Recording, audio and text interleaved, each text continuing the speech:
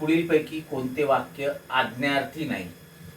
बघा, क्रियापदाच्या अर्थावरून हे वाक्याचे प्रकार पडतात. स्वार्थी, आज्ञार्थी, विद्यार्थी, संकेतार्थी आपल्याला माहिती आहे.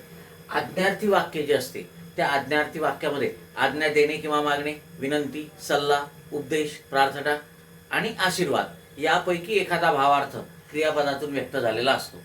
मग बघू आपण कोणत्या वाक्यांमध्ये हे भावार्थ आहेत. आज्ञा देणे किंवा मागणे, विनंती, सल्ला, उपदेश, प्रार्थना आणि आशीर्वाद. मुलींनो, चांगला अभ्यास करा. बरोबर आहे. इथे काय केलेलं आहे? आज्ञा दिलेली आहे, म्हणजे हे आज्ञार्थी वाक्य आहे. अभ्यास करा अशी आज्ञा दिलेली आहे.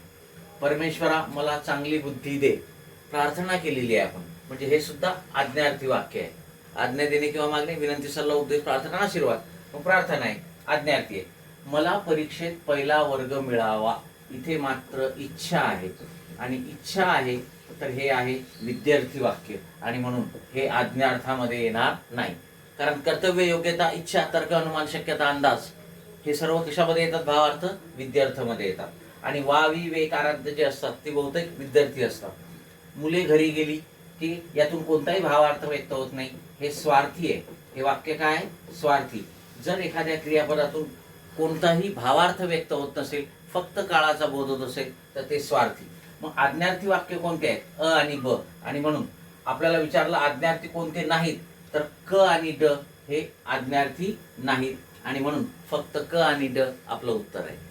ओके.